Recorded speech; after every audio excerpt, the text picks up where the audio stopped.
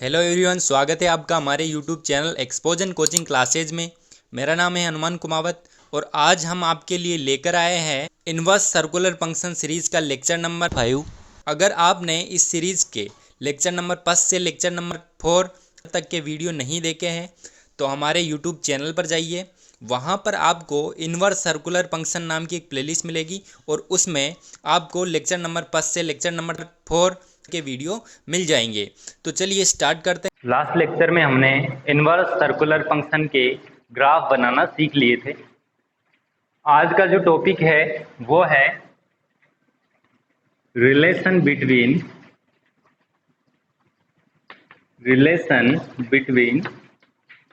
Inverse circular function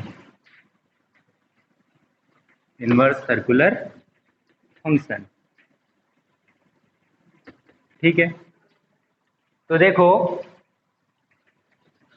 मान लो theta बराबर sign inverse x है। अब हमें परिभाषा से ये पता है, हमने जब डेफिनेशन देखी थी उससे हम जानते हैं कि देखो, ये जो साइन इनवर्स है इधर आ जाएगा, ये हो जाएगा साइन थीटा बराबर एक्स। क्या हो जाएगा? साइन थीटा बराबर एक्स। ठीक है। अब हमें ये भी पता है कि जो साइन थीटा होता है वो किसके बराबर होता है? तो साइन थीटा बराबर होता है परपेंडिकुलर अपॉन हाइपोटेन्यूज। ठीक है। हिंदी में बात करें तो लंब बटा कर्ण ये होता है साइन थीटा। ठीक है। देखो, यहां पर हम लिख सकते हैं x/1। अगर हम एक ट्रायंगल बनाएं, ये ट्रायंगल बनाएं इस प्रकार का, तो देखो, अगर इसको थीटा कहेंगे, अगर ये थीटा है तो इसके जस्ट सामने वाली जो एज है, सामने वाली जो भुजा है, उसको हम बोलते हैं परपेंडिकुलर। ठीक है। और जो ये थीटा और ये जो 90 डिग्री का एंगल जिस भुजा पर स्थित है, जिस एज पर स्थित है, वो होता है बेस यानी आधार। ये हो गया लंब, ये हो गया बेस या आधार। ठीक है। और सबसे लंबे वाली भुजा क्या होती है? ये होती है हाइपोटेन्यूज या फिर इसको बोलेंगे कर्ण। ठीक है। अब देखो, यहां पर परपेंडिकुलर अपॉन हाइपोटेन्यूज बराबर है x/1। तो परपेंडिकुलर किसके बराबर है? x के बराबर है। तो परपेंडिकुलर किसके बराबर है? x के। ठीक है। हाइपोटेन्यूज किसके बराबर है? 1 के। तो ये 1 हो गया। अब यहां जो बेस है या फिर जो आधार है उसको कैसे निकालेंगे? तो बेस निकालेंगे हम पाइथागोरस थ्योरम से। ठीक है। पाइथागोरस थ्योरम से हम जानते हैं कि हाइपोटेन्यूज का स्क्वायर बराबर होता है, इज इक्वल टू होता है परपेंडिकुलर का स्क्वायर प्लस बेस का स्क्वायर। यहां से हम जो बेस है या फिर जो आधार है वो हो जाएगा अंडर रूट हाइपोटेन्यूज का स्क्वायर माइनस परपेंडिकुलर का स्क्वायर। ठीक है। तो हाइपोटेन्यूज क्या है? 1 है और परपेंडिकुलर क्या है? x है। तो ये हो जाएगा under root 1 minus x square. ठीक है। अब देखो, थीटा बराबर साइन इनवर्स एक्स क्या है? थीटा बराबर साइन इनवर्स एक्स है। इसको हम कोष्टक में लिख लेते हैं। ये जो x है, ये x बराबर है साइन थीटा। यानी अगर थीटा बराबर साइन इनवर्स एक्स है तो ये जो x है ये किसके बराबर होगा? साइन थीटा के बराबर होगा। इसी प्रकार अगर थीटा बराबर कोस इनवर्स एक्स है तो ये कोष्टक में जो भी क्वांटिटी है या जो भी राशि है वो किसके बराबर होगी? कोस थीटा के बराबर होगी। इसी प्रकार अगर थीटा बराबर टेन इनवर्स एक्स है या जो भी कोष्टक के अंदर क्वांटिटी है वो किसके बराबर होगी? वो बराबर होगी टेन थीटा के। ठीक है साहब। तो यहां पर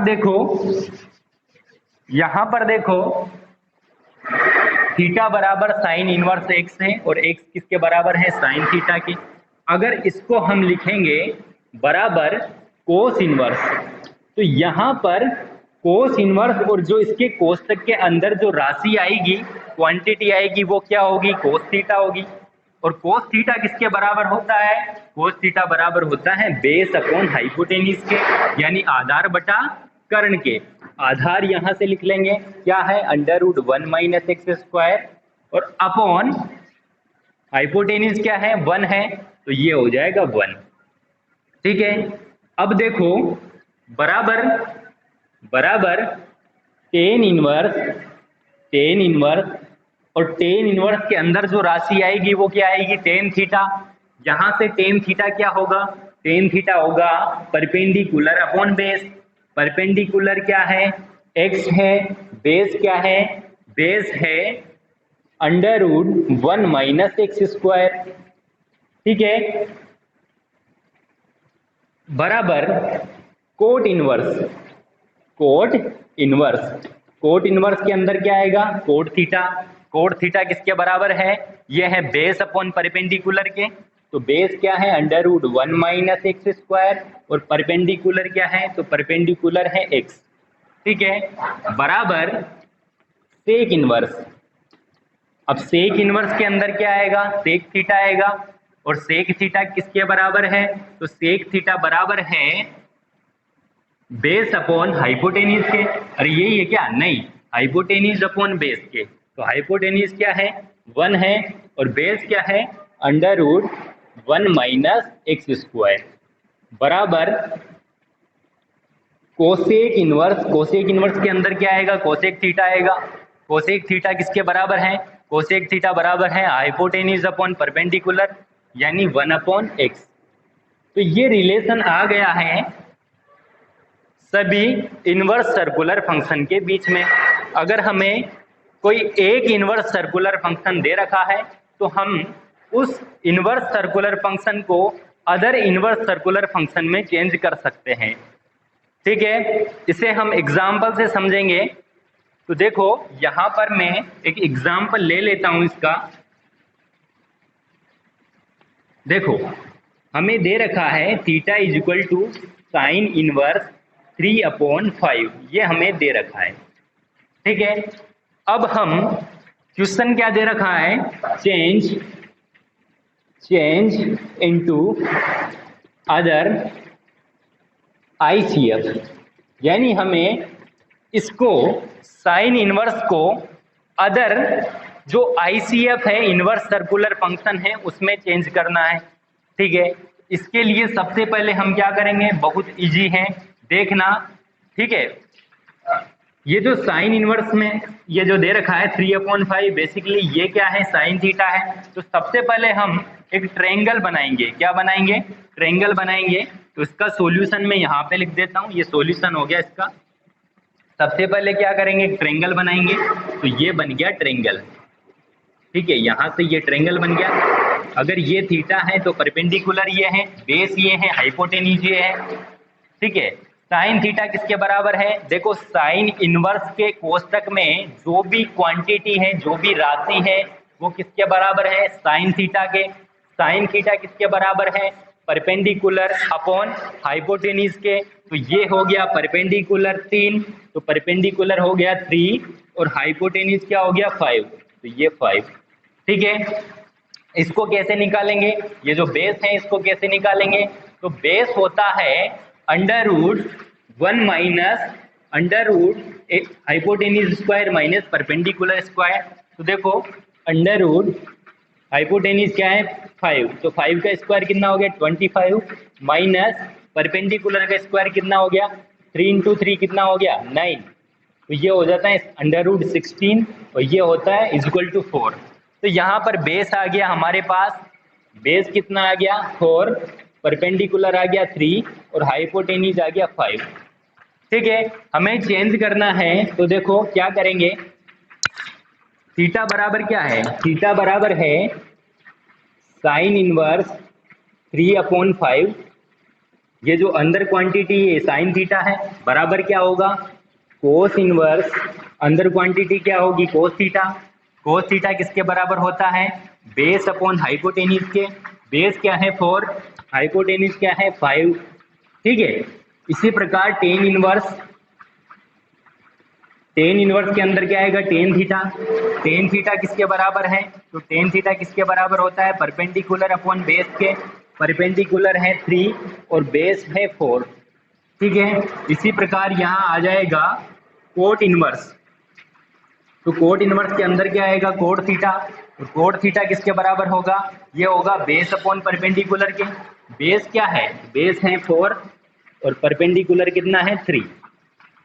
इसी प्रकार सेक इनवर्स हो जाएगा। तो सेक इनवर्स बराबर, देखो सेक इनवर्स के अंदर क्या आएगा, यहाँ पर सेक थीटा आएगा। सेक थीटा किसके बराबर है, तो हाइपोटेनिस अपॉन बेस के, यानी 5/4 के। और last cosec inverse, cosec inverse के अंदर क्या आएगा, cosec theta.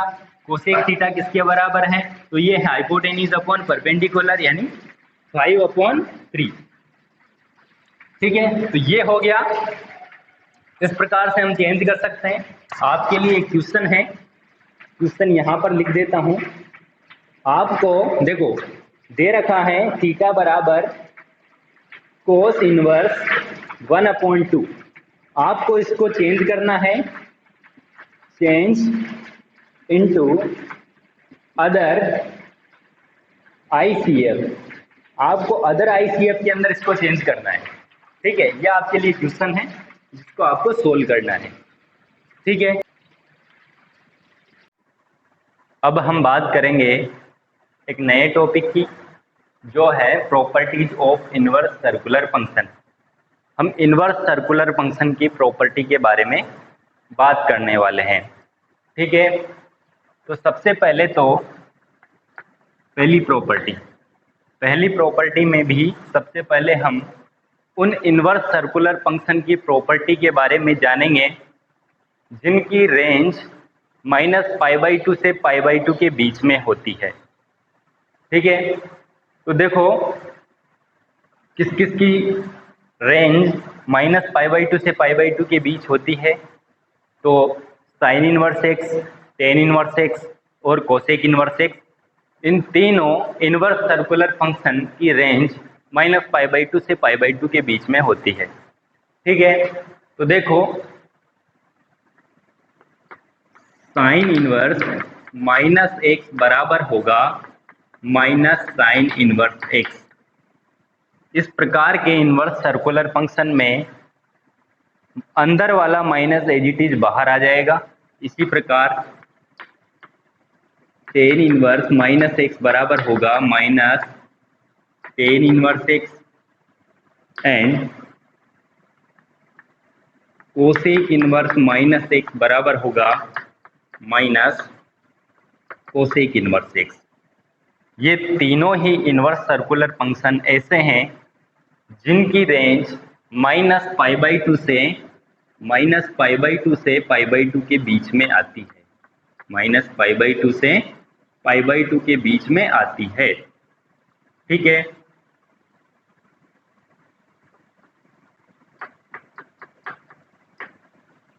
Sine inverse x की रेंज ये हो जाएगी, टेन इनवर्स x में यहाँ पर छोटा कोष्टक आ जाएगा और कोसेक इनवर्स x की रेंज में यहाँ पर -0 हो जाएगा, ठीक है। तो अब हम बात करते हैं ऐसे इनवर्स सर्कुलर फंक्शन की जिनकी रेंज 0 से π के बीच में आती है। तो इनके लिए जो प्रॉपर्टी है वो इस प्रकार से होगी, देखना। कोस इनवर्स -x बराबर होगा π माइनस कोस इनवर्स x। यानी इस प्रकार के इनवर्स सर्कुलर फंक्शन में ये जो माइनस है ये डायरेक्ट एज इट इज बाहर नहीं आके पाई के साथ बाहर आता है, ठीक है। इसी प्रकार सेक इनवर्स -x बराबर हो जाता है pi minus sec inverse x। और कोट इनवर्स -x बराबर हो जाएगा pi minus cot inverse x, ठीक है। ये लॉजिक है याद करने का कि जिन इनवर्स सर्कुलर फंक्शन की रेंज 0 से पाई के बीच में आएगी, उनके लिए ये जो पाई है ये बाहर आ जाएगा और पाई माइनस इस प्रकार से इनवर्स सर्कुलर फंक्शन हो जाएगा। ठीक है, और इनमें डायरेक्ट माइनस एजिटीज बाहर आ जाएगा। ठीक है, सेकंड प्रॉपर्टी की बात करते हैं। सेकंड प्रॉपर्टी में भी पहली प्रॉपर्टी ए नंबर वाली जो प्रॉपर्टी है वो होगी साइन इनवर्स एक्स बराबर हो जाएगा कोसेक इनवर्स 1/x। ठीक है, अब यहाँ इस प्रॉपर्टी में हम x के लिए बाउंडेशन निकालेंगे। तो देखो, अगर हम साइन इनवर्स x के डोमेन की या प्रांत की बात करते हैं, उसको परिभाषित करते हैं, तो कैसे करते हैं कि x के ऐसे मान जिनके लिए साइन इनवर्स x का मान परिभाषित होता है वो साइन इनवर्स x के प्रांत में या उसके डोमेन में स्थित होते हैं। ठीक है, तो साइन इनवर्स x के परिभाषित होने के लिए x का मान साइन इनवर्स x के प्रांत में स्थित होना चाहिए, इसके डोमेन में स्थित होना चाहिए।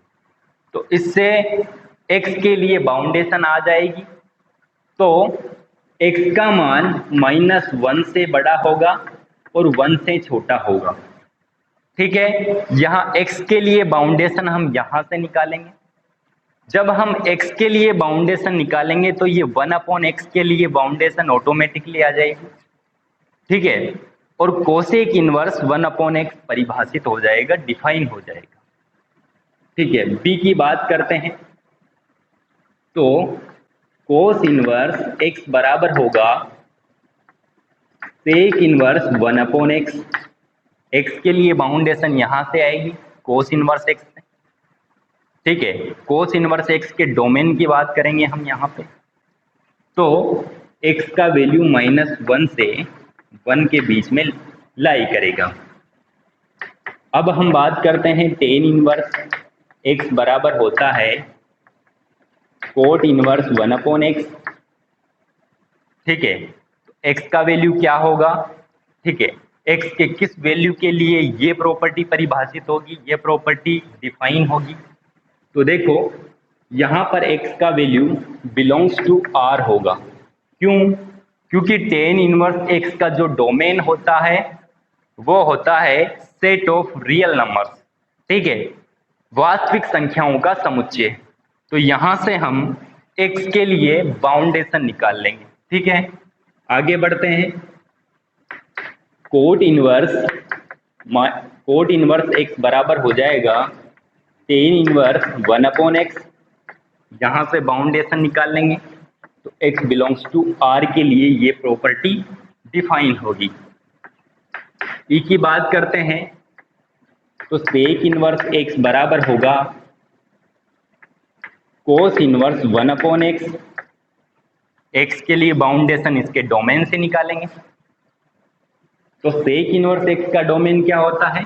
देखो, x belongs to R -(-1 to 1)। यानी ये प्रॉपर्टी x के इस मान के लिए डिफाइन होगी। कोसेक इनवर्स की बात करते हैं। तो कोसेक इनवर्स x बराबर हो जाएगा साइन इनवर्स 1/x। ठीक है, और x का वैल्यू होगा R -(-1 to 1)। ठीक है, थर्ड प्रॉपर्टी की बात करते हैं। तो देखो, तीसरी प्रॉपर्टी है। तीसरी प्रॉपर्टी में भी A1 की बात करेंगे।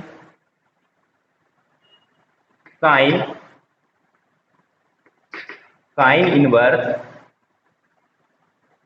x बराबर होगा x। देखो, यहाँ पर आपको लग रहा होगा कि ये जो साइन है ये साइन इनवर्स की कट जाएगा। ठीक है, लेकिन ऐसा नहीं होता है। ठीक है, हम इसको लिख देंगे। देखो, इसको लिखेंगे हम x। ठीक है, अब हम x के लिए बाउंडेशन निकालेंगे। कैसे निकालेंगे?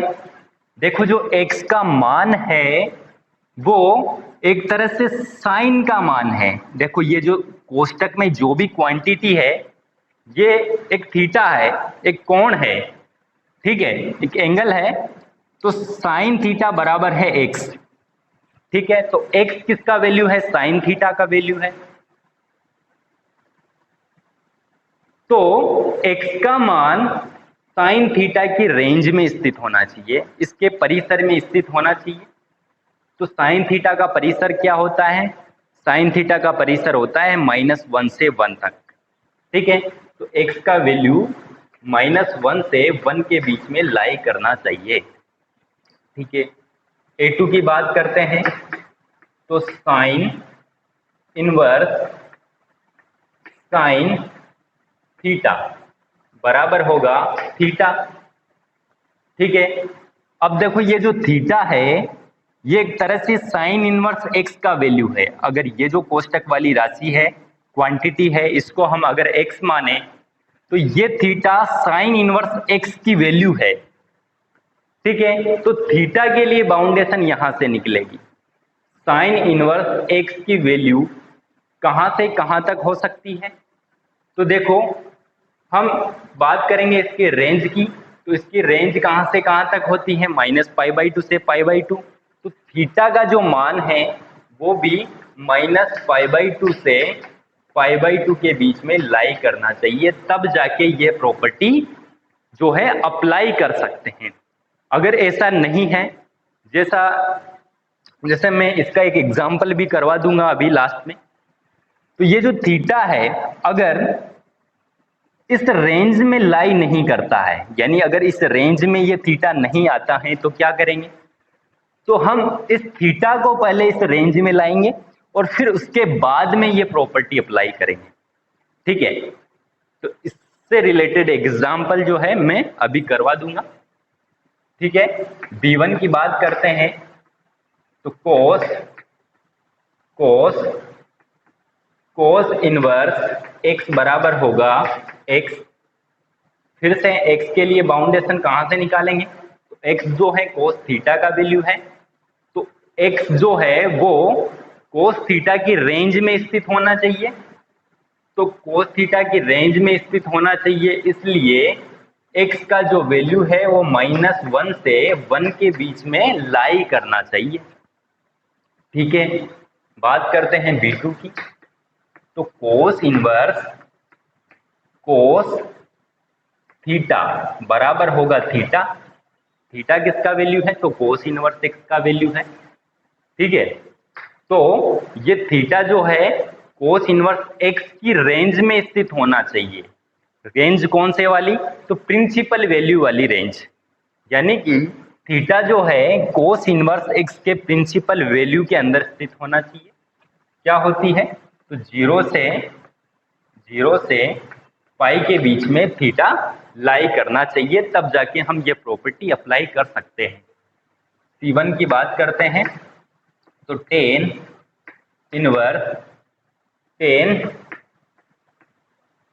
इनवर्स x बराबर हो जाएगा x। ठीक है, और x का जो वैल्यू है वो बेसिकली टेन थीटा जो है वो x का वैल्यू है। तो x जो है वो टेन थीटा की रेंज में लाई करना चाहिए। टेन थीटा की रेंज जो होती है वो सेट ऑफ रियल नंबर होती है, तो x बिलोंग्स टू R हो जाएगा। ठीक है, C2 की बात करें, तो टेन थीटा बराबर हो जाएगा थीटा। ठीक है, और थीटा किसका वैल्यू है? टेन इनवर्स एक्स का वैल्यू है।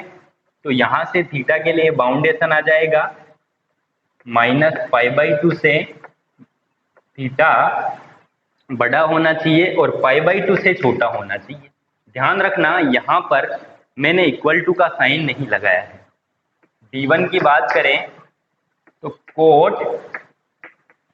कोट इनवर्स x बराबर हो जाएगा x। ठीक है, वही मेथड इसमें भी यूज करेंगे।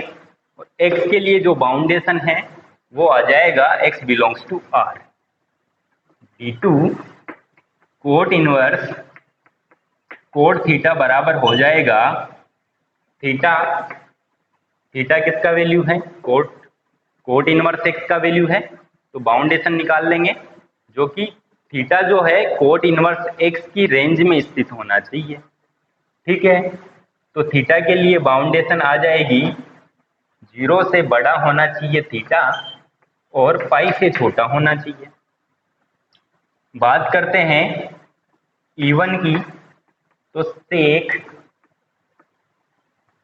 इनवर्स एक्स बराबर हो जाएगा एक्स किसका वैल्यू है, सेक थीटा का, तो एक्स सेक थीटा की रेंज में लाई करना चाहिए। तो यहां से एक्स के लिए बाउंडेशन आ जाएगा x belongs to r minus 1 to 1। ठीक है, E2 हो जाएगा सेक इनवर्स सेक थीटा बराबर हो जाएगा थीटा, और थीटा के लिए बाउंडेशन निकाल लेंगे हम यहाँ से। जो थीटा होगा वो बिलोंग्स करेगा 0 to पाई माइनस पाई/2। ठीक है, इस सेक इनवर्स एक्स की रेंज हो जाएगी। F1 की बात करते हैं। ठीक है, मैं इसको यहाँ लिख देता हूँ। ठीक है, तो यहाँ से कोसेक इनवर्स एक्स बराबर हो जाएगा एक्स, और इसके लिए हम बाउंडेशन निकाल लेंगे जो कि कोस थीटा की रेंज होगी। तो एक्स का वैल्यू जो है वो बिलोंग करेगा r माइनस 1 to 1। ठीक है, ये है F1। और F2 की बात करते हैं तो F2 हो जाएगा कोसेक इनवर्स कोसेक थीटा बराबर हो जाएगा theta. Theta basically cosec inverse x का वैल्यू है, तो थीटा कोसेक इनवर्स एक्स की रेंज में लाई करना चाहिए। तो थीटा बिलोंग्स टू हो जाएगा माइनस पाई/2 से पाई/2 और माइनस 0। ठीक है, तो ये तीनों प्रॉपर्टीज आ चुकी है। अब हम बात करेंगे अदर स्टैंडर्ड फॉर्मूलों की, जिनको भी आपको याद करना है। ठीक है, अब हमारा टॉपिक है अदर इम्पोर्टेंट स्टैंडर्ड फॉर्मूला। ठीक है, तो देखो ये जो फॉर्मूले हैं ये प्रूव होने के बाद में मैं यहाँ पे लिख रहा हूँ, प्रूव करने के बाद में। ठीक है, तो इन फॉर्मूलों को आपको डायरेक्ट याद करना है। ठीक है, जो कि एज इट इज आपके एक्सरसाइज के क्वेश्चन सोल्व करने के अंदर काम में आएंगे। अगर आप चाहते हो कि इनके प्रूव का भी मैं वीडियो बनाऊं तो आप कमेंट कर दो, मैं उसका भी एक वीडियो बनाने की कोशिश करूंगा। ठीक है, तो पहले नंबर पे है हम साइन इनवर्स की बात करेंगे। ए नंबर है sine inverse x plus sine inverse y बराबर हो जाएगा sine inverse x √1 minus y square plus y √1 minus x square. ठीक है, बी नंबर पर हम बात करते हैं, यहाँ प्लस की जगह माइनस कर देंगे, तो माइनस साइन इनवर्स वाई बराबर हो जाएगा sine inverse x √1 minus y square minus y √1 minus x square. ठीक है, जहाँ प्लस था वहाँ माइनस कर देंगे, ध्यान रहे यहाँ कुछ चेंज नहीं कर रहे हैं। ठीक है, सी की बात करते हैं, तो 2 साइन इनवर्स एक्स बराबर हो जाएगा sine inverse 2x √1 minus x square. ठीक है, डी की बात करते हैं, तो 3 साइन इनवर्स एक्स बराबर हो जाएगा sine inverse 3x minus 4x cube. ठीक है, अब देखो याद करने का लॉजिक बता देता हूं मैं यहाँ पे। तो 11th क्लास में जब ट्रिगोनमेट्री फंक्शन पढ़े थे उस टाइम हमने साइन 3 थीटा का फॉर्मूला जाना था। तो साइन 3 थीटा बराबर होता है 3 sine theta minus 4 sine cube theta. तो वहां से देख लेना 3 sine theta minus 4 sine cube theta. तो जहां साइन थीटा है वहां x लिखना है। ये मैं लॉजिक बता रहा हूं याद करने का, ठीक है। अब हम कोस इनवर्स की बात करते हैं। तो cos inverse x plus cos inverse y बराबर हो जाएगा cos inverse x y minus under root 1 minus x square under root 1 minus y square, ठीक है। ये a हो जाएगा। b cos inverse x minus cos inverse y बराबर हो जाएगा cos inverse x y plus under root 1 minus x square under root 1 minus y square, ठीक है। सी की बात करते हैं। तो 2 कोस इनवर्स एक्स बराबर हो जाएगा cos inverse 2x square minus 1। D की बात करें तो 3 कोस इनवर्स एक्स बराबर हो जाएगा cos inverse 4x cube minus 3x। ये कोस से रिलेटेड फॉर्मूले हो गए। अब हम बात करते हैं टेन इनवर्स की। तो तीसरा हो जाएगा ten inverse x plus ten inverse y बराबर हो गया tan inverse x plus y 1 minus x y, ठीक है। ये a हो गया। b tan inverse x minus tan inverse y बराबर हो जाता है ten inverse x minus y 1 plus x y, ठीक है। अब हम बात करते हैं 2 टेन इनवर्स x बराबर हो जाता है ten inverse 2x upon 1 minus x square, ठीक है। डी हो जाएगा ten inverse x plus ten inverse y plus ten inverse z बराबर हो जाएगा ten inverse x plus y plus z minus x y z upon 1 minus x y minus y z minus z x, ठीक है। अब हम बात करते हैं 3 टेन इनवर्स x की। तो ये हो जाएगा tan inverse 3x minus x cube 1 minus 3x square. Ten से रिलेटेड फॉर्मूले हो गए। अब हम बात कर लेते हैं कोट इनवर्स की। तो cot inverse x plus cot inverse y बराबर हो गया